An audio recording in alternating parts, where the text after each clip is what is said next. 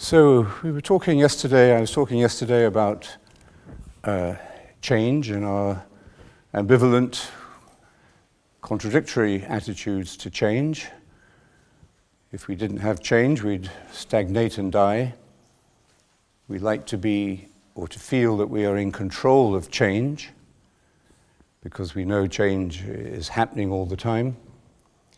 But actually, of course, our control over change is very limited. And the more we try to control it, often the worse it gets. Things spin out of control.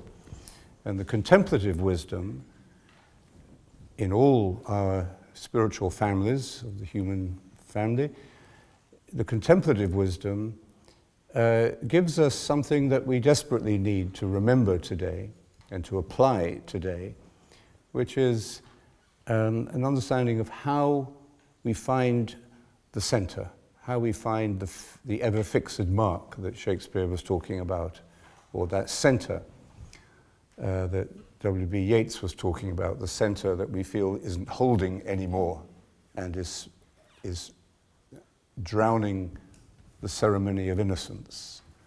Beautiful expression, whatever it means. But maybe the profession yesterday was an example of that, or a Eucharist is an example of that. It's a ceremony of innocence. It's the ability to play, the ability to step outside of time is money, to step outside of 5-year plans for reorganizing your company, and the opportunity to step into a different kind of time in which we can feel both stabilized, and at the same time that we are growing. When Don Paul took his simple vows yesterday, the 3 vows he took were obedience. From the rule of St. Benedict, the first word of the rule is listen, and obedience is always understood not just doing what you're told, which is a very small part of it, in fact, though not unimportant. And really it means a deep listening, a deep attunement of your mind and heart and feelings to the Word of God. Not only in the Bible or in the Scriptures, but the Word of God that is alive and active in all of our relationships, in all of our encounters and events, in all of our experiences. And that's why St. Benedict says at one point that the monks have to be obedient to each other. There's a lateral, horizontal obedience as well as the vertical obedience of a hierarchy. So obedience is this deep listening, and that's, of course, we can only listen if we are silent. So the more silent we become, the more we listen to, not in the sense that we're going to get a call on our cell phone or a text message, but that we will be attuned to the action. So a word we'll come back to later today, to the action, alive and active. So the letter to the Hebrews says about the Word of God, something alive and active, a force, a reality, a presence, an intelligence. Of course, we personify this in all sorts of ways. We anthropologize it, we turn it, we give it a human, psychological profile. But the Word of God itself is not something that we can fix into any image. Okay, so that's obedience, and then, which comes from listening, or is listening. And then he also took a vow to be stable, a vow of stability. Now, while he's a novice, he'll have to get permission if he wants to go into Florence or go out on a trip. But that's it's a good training, actually. It's a good, humbling thing to do, to submit oneself to that kind of discipline. It's a free choice. He can walk out tomorrow if he likes. But the real meaning of stability, which is helped by that kind of physical stability, certainly in the early stages, is the kind of stability that those of you who are married are practicing, the stability within your families and the commitment, not so much even to a physical space as to the significant relationships of our lives. And in that stability, we find a centeredness and a harmony. He also took a vow of conversion of life. And when I gave the Dalai Lama once a 15-minute introduction to the rule of St. Benedict, when he was going to be talking to a group of Benedictine monks, he picked up immediately on this with his very intuitive mind, and he said, conversion, that's the Buddhist one in particular. So conversion is a commitment to change. Conversatio morum, a conversion of the way of life. Not just your ideas, your opinions, but of your way of life. An inner change that, of course, leads to a change of lifestyle, or a change of behavior, a change of perception. So here we have these three very spiritual truths, or spiritual laws, really, expressed in the vows that the young monk, Paul, taught yesterday. Obedience. How do we learn to listen? To be present, to be tuned in, to be aware? Well, the work of silence. How do we learn to be stable, centered, consistent with our meditation practice, with our commitments in life, with the things we want to do and know we should do, but often find we are not very good at? How do we learn to be stable, to deepen that stability? Not rigidity, because the purpose of that stability is are like roots going down into the ground, like these beautiful cypress trees all around us, with deep roots holding those very thin, beautiful, pencil-like trees in stability and able to weather storms. So how do we then deepen that stability so as to be able to grow, put out our branches, and allow the birds of heaven, the cuckoos and the swallows, to come and settle in our branches? So, what kind of change does meditation initiate?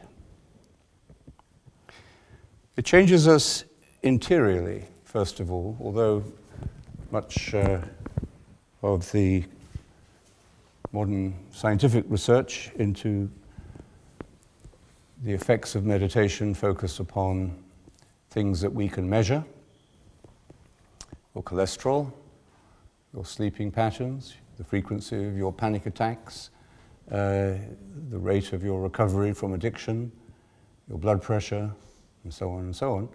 These are things we can measure, and meditation seems to have a very definite effect here.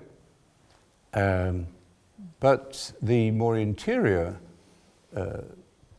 kinds of change are not so easy to measure. The fruits of meditation rather than just the benefits. So the fruits of the spirit, for example, that both St. Paul and the Dhammapada describe almost in the same words: love, joy, peace, patience, kindness, goodness, fidelity, gentleness, and self-control. And St. Paul then adds, there is no law dealing with such things as these. What he's referring to is that this experience of spiritual change, transformation, bearing fruit spiritually, gives us a liberty of spirit that sets us above the law. And we'll see, I hope, later, this is what other great wisdom traditions tell us as well.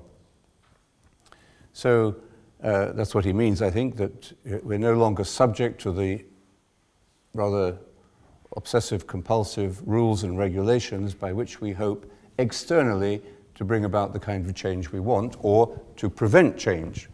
Very often, religious rules and regulations are not designed to change us, but to prevent change, to give us the illusion of being in total control of the situation so that nothing will change. But I think there's another way we could interpret that phrase, that the law has nothing to do with these, and that is you can't measure them. You just can't really put a measure on them.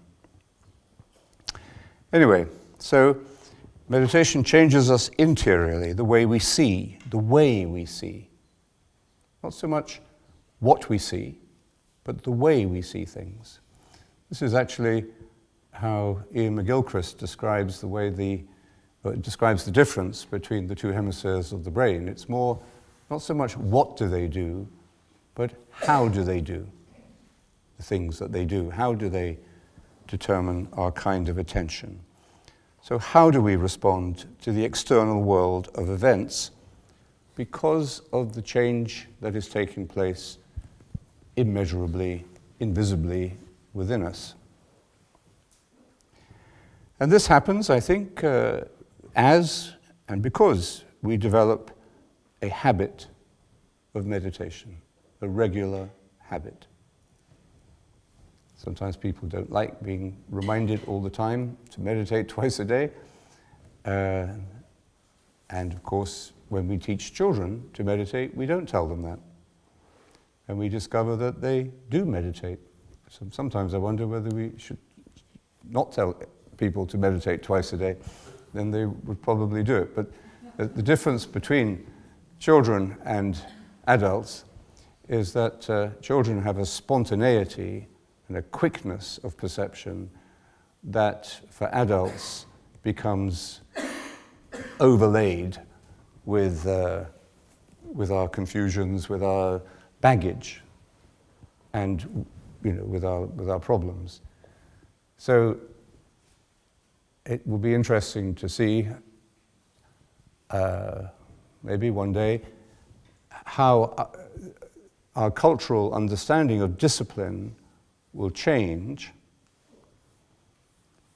as we have been introduced to meditation very early in life. Because then there will become a point, I think it is already coming, or maybe it comes for all of us at some point, where we recognize discipline is a good thing. I'd actually like to be able to be a bit more disciplined. Well, we feel that about whether you have a second helping of pasta or the extra glass of wine. So we know there that discipline is a good thing. But there are many other aspects of our lives, including the spiritual. A young woman once said to me, after she had been meditating for a while, "I'm so glad to have found a discipline." She was a very successful young businesswoman. "I'm so glad to have found a discipline." So, as John Main taught me, and meditation teaches us all, discipline is about freedom. The fruit of discipline is liberty of spirit. Because we are no longer controlled by our ego system of desires and fears and our disobedience to ourselves. So now, the opposite of discipline is not perhaps only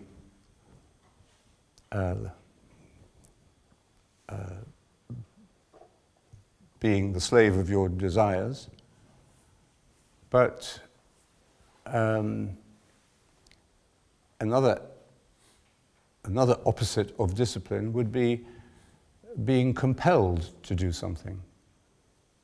And you might be compelled to do something because of your fears, because of your upbringing, because of your sense of guilt, because of your religious framework of belief. Or you might be compelled to do it simply by somebody else threatening you with disapproval, threatening you with expulsion, with excommunication, threatening you with any number of sanctions.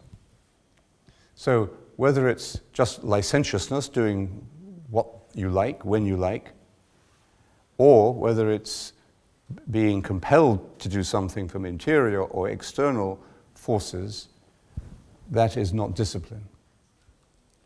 Discipline isn't simply a habit of behavior. Discipline is a freely chosen practice that produces an expansion of spirit beyond the fears and desires of the ego. And that's why developing a discipline of meditation is not a bad thing. It's both an external discipline, in the sense that you do it whatever is happening. Now, we all live largely by in habits, in schedules. Monastery is a very good example. Being on retreat is a good example. We go to work. We spend so much time eating, drinking, family, taking the children to school, whatever. So we have probably most of our day is repetitive. But in between these repetitive things, there is a lot of change. You never know what's going to happen. I broke my glasses this morning. Didn't know that was going to happen. That cost me some time trying to fix it. So change is always there,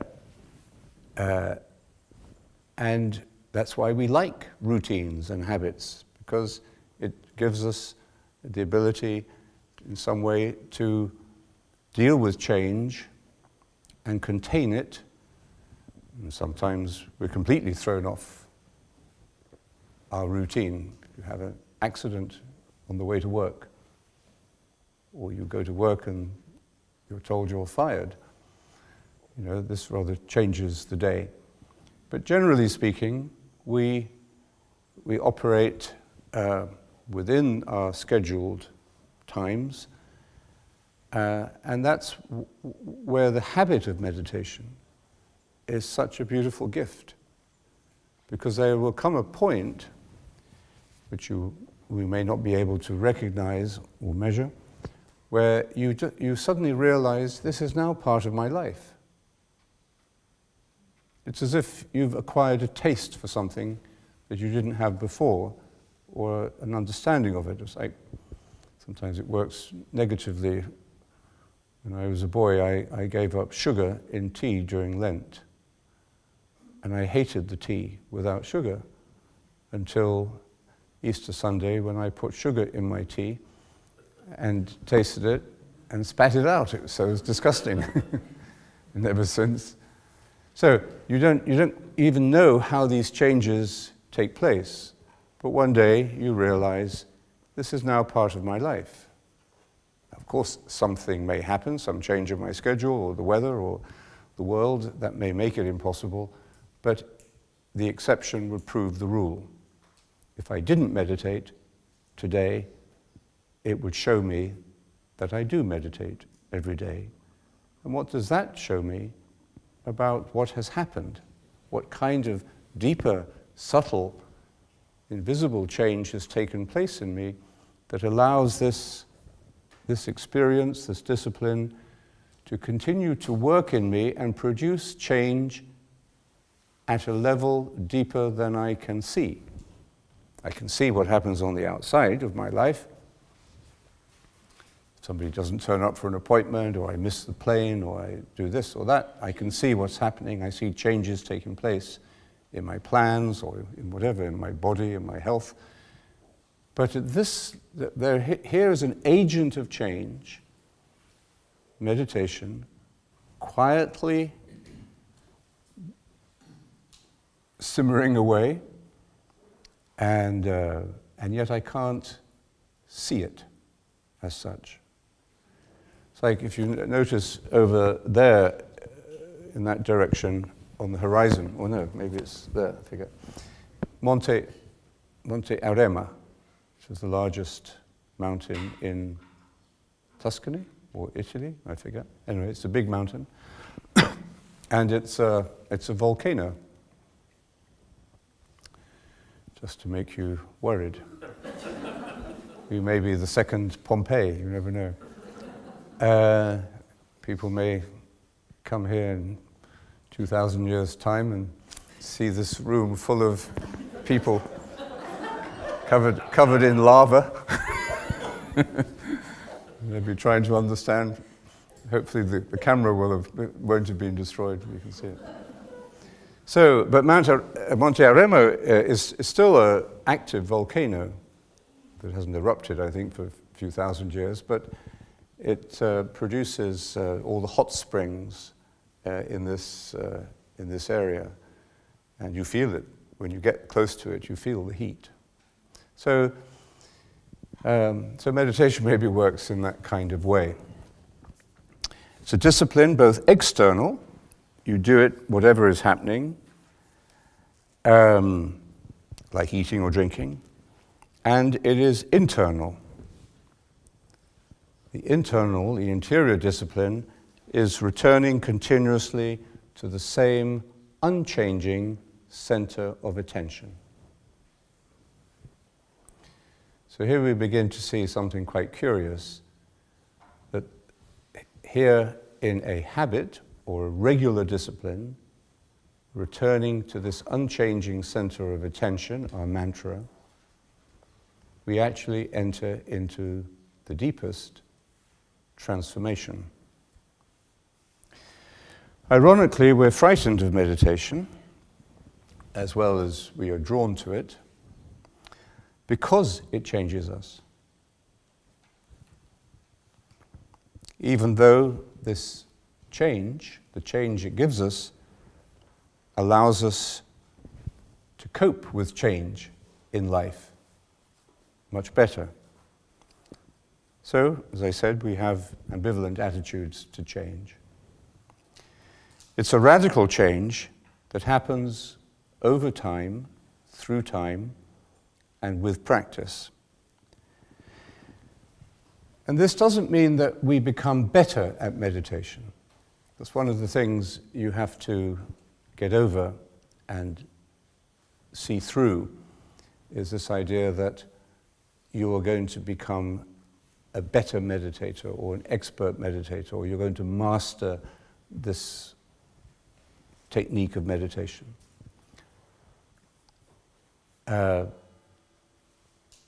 We don't become better at it so much. We become more familiar with it. We have less resistance to it. We can feel the benefits it brings. We come to love it. And it's a wonderful thing when you come to love the basic disciplines of your life, and you love them.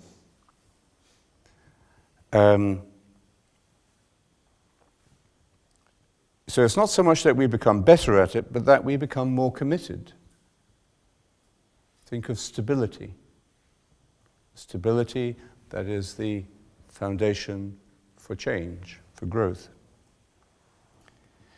So it's faith, not willpower, that moves mountains,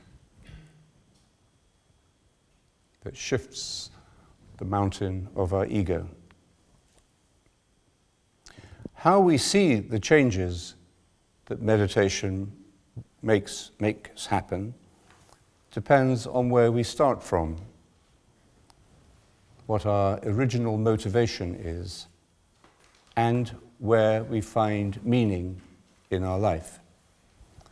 Many people today actually have never thought about meaning. We've become so externally motivated, achievement-orientated, pleasure-orientated, distraction-orientated, that we never consider the meaning of our experience, the meaning of what we're doing. So if that's where you're starting from, you may be a very successful and capable, functioning person, but if that's where you're starting from, then the way you recognize the changes that are taking place in you will be very different. A religious person whose motivation is to deepen their prayer, their relationship with God, a Christian, to come into a deeper personal intimacy with Christ, will also change, and all change brings with it a certain disturbance. And for a religious person, they will find that their image of God is changing, or their understanding of Christ is changing. Those who have, rejected the church because of all its faults and sinfulness may even find that their image of the church is changing. And all of this can be frightening as well as energizing. The very word, God, begins to take on new meaning because of the experience that is unfolding within you. It becomes more related to interior events, and less to external behavior rules or regulations or ideas. So the God becomes more of a balance between transcendence, what is always beyond us, and immanent, that which is closer to us than we are to ourselves. Paradox, not so much of God's identity, but a paradox of our way of experiencing and understanding the experience of God. So many people feel that they're losing their faith when they start to meditate. And they question the meaning of everything that they have learned from childhood. Quite disturbing. And some people are quick enough, or a lot of people maybe, are quick enough to recognize, even though they don't meditate themselves, but they've made up their mind about meditation, contemplative prayer, that it is dangerous, or they find reasons for rejecting it, usually very irrational reasons for rejecting it, because they know it is very subversive.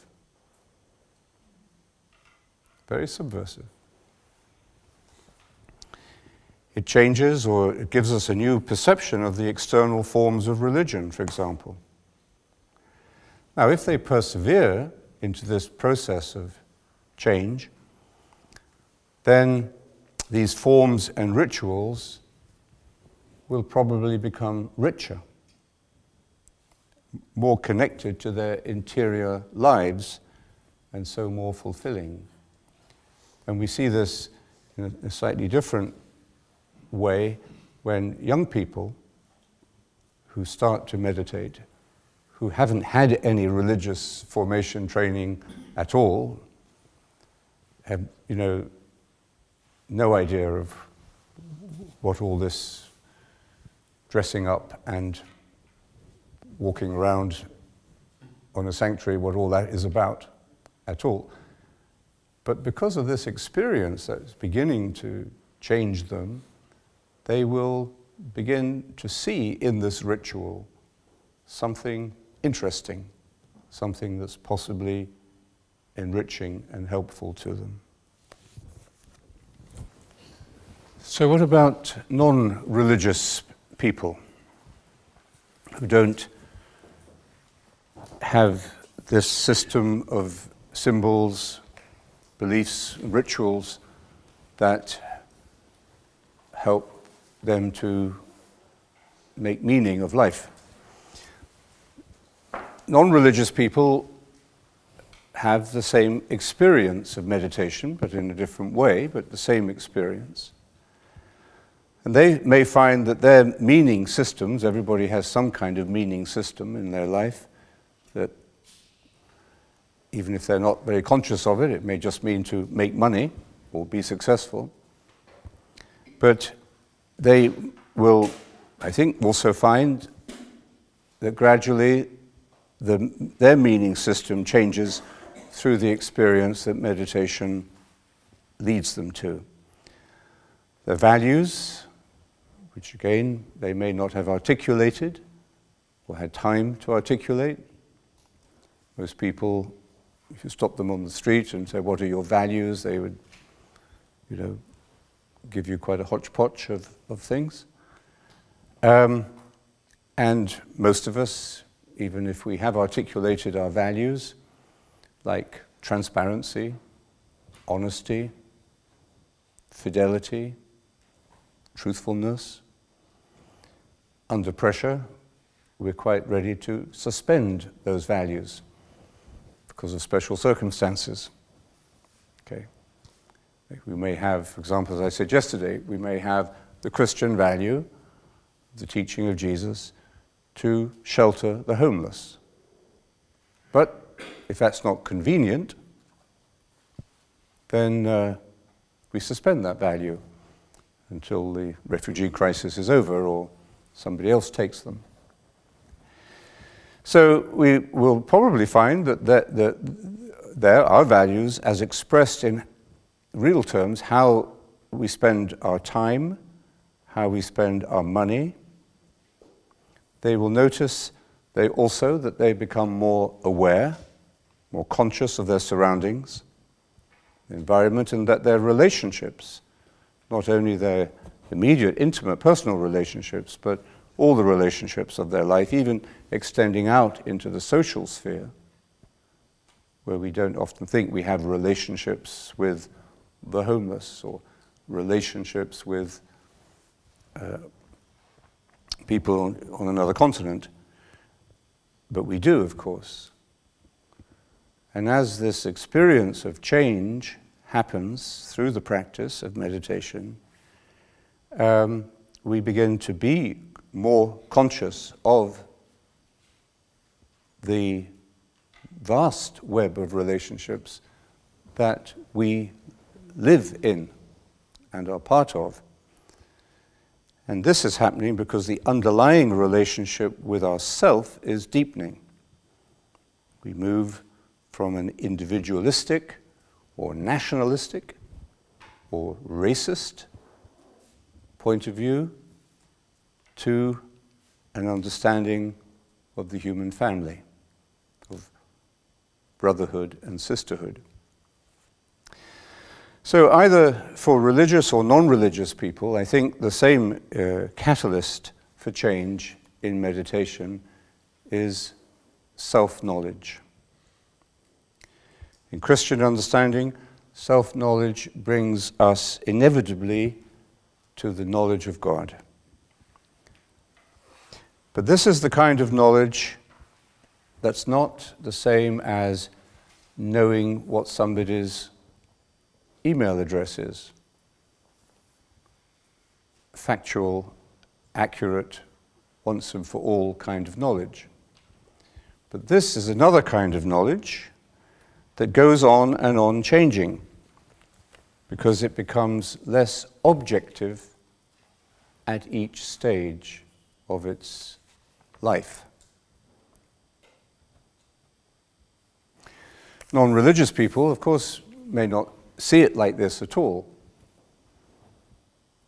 but they will, at the same time, be touching the edge of transcendence as this expansion of awareness takes place.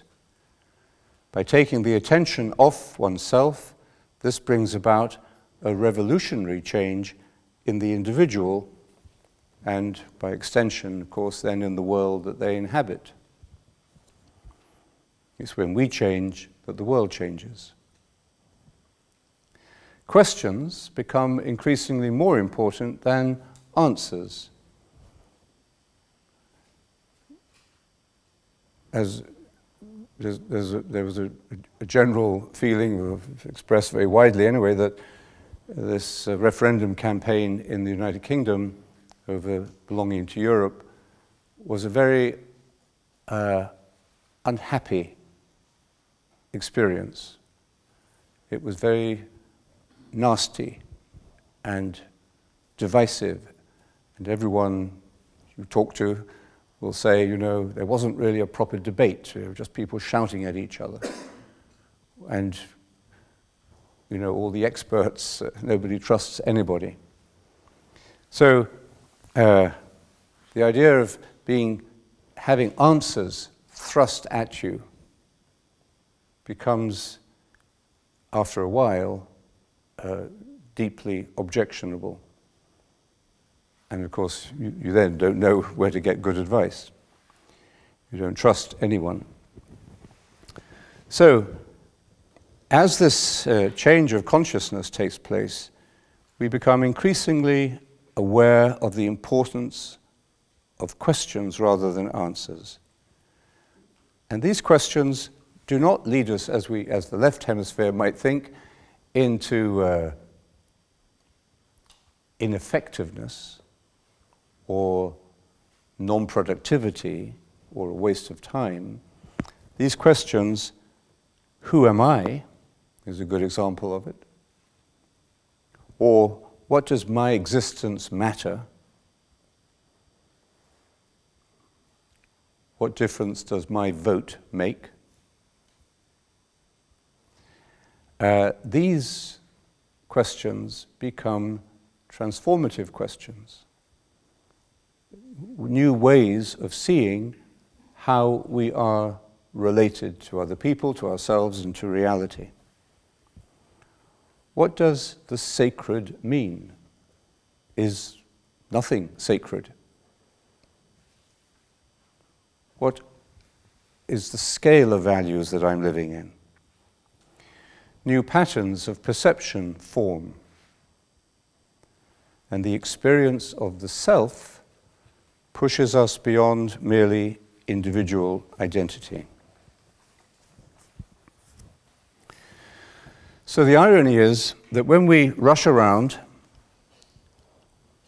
in a loud and objectionably polarized and intolerant sort of campaign, when we rush around impatiently trying to change things or change people's minds,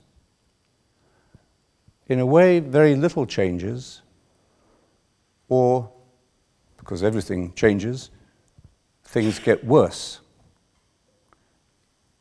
Usually the more we try and control things, the worse they get. Understanding what is the measure of control we should be applying, how tightly we are holding on to the steering wheel, or how many times we're pressing the button, this is a matter of wisdom rather than just of technique. We usually, in that state of mind, miss what is essential. We get obsessed with the secondary things. We get diverted, the red herrings of political debate. You know, give you another example. I don't want to get too political, but the big red herring in the British referendum is Turkey is going to come into the European market and 80 million Turks are going to invade Britain. Okay. You speak to anyone with any knowledge of the political situation, there isn't the slightest chance that Turkey is going to enter into the EU. But it is one of the major major fears that has been injected into the mind. Nobody knows what effect that's going to have, but it's an example how when we rush around too much, we cannot see the wood for the trees, we cannot make the distinction between an illusion and the real. And we get stuck on the surface of things. But when we are deeply and truly still, the greatest change happens. That's why John Main so frequently says that the purpose of meditation is to take us deeper. Well, that may sound obvious, but the more you meditate, the more you realize that is exactly what it is doing. And the deeper we go, the more we enter into this transformative stillness. And this is the perennial wisdom of the contemplative tradition that we need to recover today. It's misunderstood, of course. Stillness is identified with stagnation, a stagnant economy, or nothing's happening in my life, I'm bored. I'm not going anywhere, nothing's happening. Stillness, I've got nowhere to go tonight, makes us feel that we're missing out on something. Everyone else is out having a great time, but we're missing out on something. Or stillness is seen as dropping out of the race, or giving up on the struggle. And of course, that misunderstanding, when multiplied by millions, creates a culture of burnout and compounded distraction. Compounded distraction. We're all distracted. Human beings have always been distracted. The Desert Fathers thought that distraction was original sin.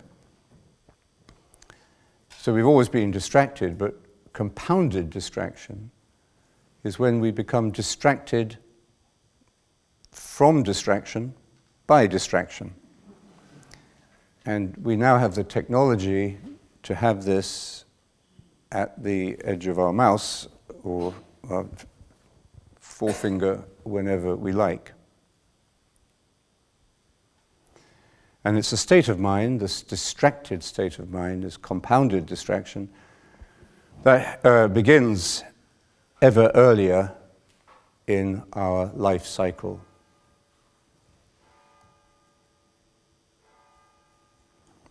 Wisdom traditions see stillness as energizing, as clarifying, and as therapeutic. It heals the divided, the troubled, the sick soul. Stillness creates harmony and balance at the true, quick, living center. That center of all the forces, of all the spheres, of all the energies that make us who we are, our personal ecosystem. Physical, psychological, emotional, intellectual, spiritual, and so on. Nevertheless, we are drawn to extremes. Maybe because they give us a rush, an excitement, a novelty, and the short-lived illusion of an escape, of transcendence, or even of growth. In extremes, we may think we're taking a leap forward into something new. In fact, that's not usually how it happens, as we realize after the effect has worn off. It's a false change for change's sake. And after the rush, we have then to clear up the mess we may have created, the disorder, that has taken place in us, any kind of extreme, or what can also happen at a young age, or at any age I suppose, is that you get addicted to extremes. We love the rush, whatever it is, the hormones, the chemicals that are released in the brain, we get addicted to them, to novelty, to illusory promises. So, in a culture like ours, where this balance has obviously been lost, balance doesn't seem a very sexy thing. But it is the true source of what we're seeking. Extremes and failures in our lives simply point back inevitably to this ancient wisdom. And that's why I think so many young people today who have been affected by this more than anyone in a short space of time, why so many young people have an intuitive attraction to this stillness. And if you doubt that, then go to the monastery of Thésée in France, where I'm sure, I think at 12 o'clock, there's the midday prayer, and you'll find several thousand young people drinking the stillness by the liter. It's hard work, however, the stillness, if you want to integrate it into your life. But when we commit ourselves to it, it produces the right kind of change at the right speed. But we have to take the second step. The first step is easy to take. It's the second step that puts us in stride, that then makes it possible to walk. Beautiful film about this, I think, is a film called The Walk, and not for people who suffer from the fear of heights, vertigo. It's about Philippe Petit, the French tightrope walker who walked... Oh, is it The Wire? Oh, sorry, thank you. The Wire. Oh, yeah, The Walk is the Camino, I think. The Wire, yeah. Have you seen it? So he's this crazy guy, and he admits that he's crazy, who wanted to walk on this wire between the Twin Towers, 1974, I think. And so he did it, and he spent 45 minutes up there. He was only going to do it once, from one side to the other, but when he got to the other side, he saw the police were waiting for him. The New York police seemed to be as if trying to not get him off the wire, but push him down onto the ground. So then he walked back, and he stayed on this wire for 45 minutes in a state of bliss. Total bliss, totally peaceful. And what he said, and at one point he actually lay down on the wire, unbelievable, using his stick, his mantra, that's his mantra, to keep himself balanced. So, anyway, he says at one point that the first step, putting his as he steps off the building and puts his foot on the wire, that's easy. But lifting your second foot off the wire, your second foot off the building and putting the second foot on the wire, that is the big step. And he said that's like leaping into the void. Now that may not be the best way to encourage people to meditate, I agree. But it does give a sense anyway of, and I think the important thing in that analogy, it's admittedly a rather extreme metaphor, but is the balance that he found, the stillness that he found, and the total confidence of being in the right place. John Main speaks about meditation helping you to find your insertion point in the universe, the place where you actually belong and fit. And when you're there, you can deal with, imagine what the winds must have been like up on that hundreds, thousands of feet, whatever it is, up in the sky. And the birds flying around, I don't know. So the stillness is, for him, was a source of bliss and peace and total at-ease-ness. So I think this is not a bad, if extreme, example or illustration of what the contemplative wisdom has spoken about. And maybe that fear or resistance that he felt in putting his second foot on the wire explains our initial ambivalence about really walking the way of meditation. But once we have done it, once we're gently, confidently putting one foot in front of the other, day by day, morning and evening, this balance then becomes a source of joy and peace and blissfulness, in fact. Be still and know that I am God. Lao-Tzu, a Chinese philosopher, thinking of Wittgenstein, but we'll come to Wittgenstein later.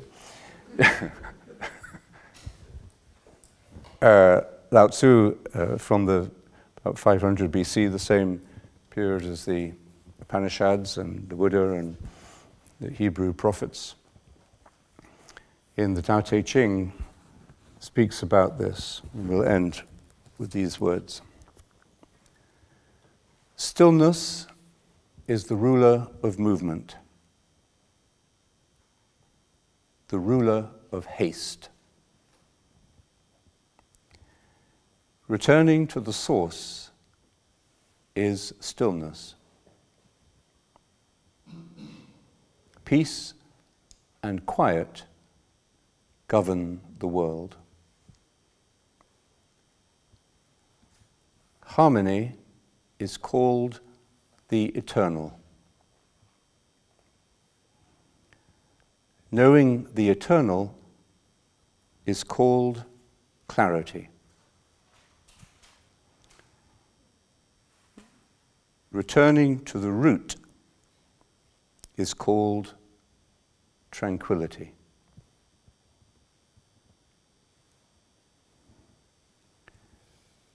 Jesus also points to this stillness as the source of peace and of progress. Set your troubled hearts at rest and banish your fears. Come to me, all you who are burdened and weary, and I will give you rest.